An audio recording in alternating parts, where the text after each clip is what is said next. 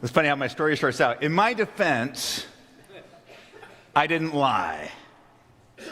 Okay, a great way to start out a sermon, great way to start out a conversation. In my defense, I didn't lie.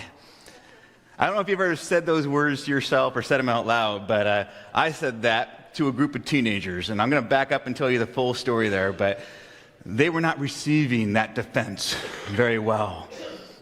What happened was, it was back when I was first starting out in ministry, so it was in my young 20s, and I had this Sunday school class, and I told them, you guys have been really good, and if you keep being faithful to showing up, and the numbers you are, and digging in, at the end of the month, I will get you a little Starbucks, okay?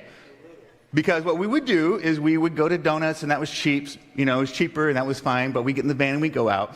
But very rare to go to Starbucks. It was like 5 times more expensive.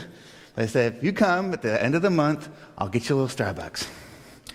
So they show up, they got their jackets on, they're ready to go, get in the van and hop and go there.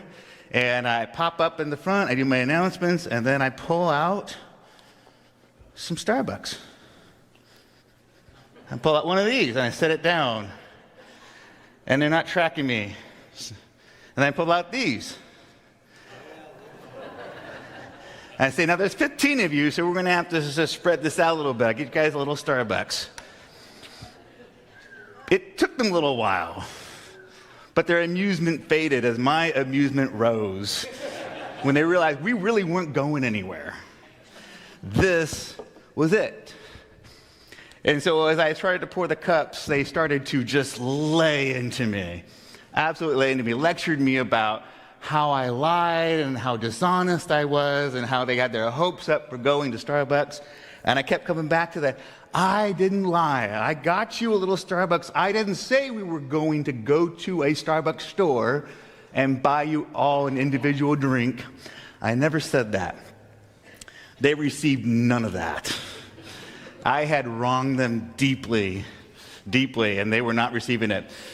It was great. I mean, they were lecturing me in like the same passion and vigor like Atticus Finch from To Kill a Mockingbird, okay? Gregory Peck's character. They were just really laying it on thick, and we took a full half hour, 40 minutes in that conversation, and at some point I said, okay, this is really good. They're not happy, but a really good conversation that we're having about dishonesty. And I said, the reason why we're doing this is because I've had conversations with some of your parents over the last year of me being here, and your defense for how you've been dishonest with them is that you didn't lie either. And it hit. It hit because they realized that there was truth to that, but they didn't feel the truth until someone kind of turned it on them.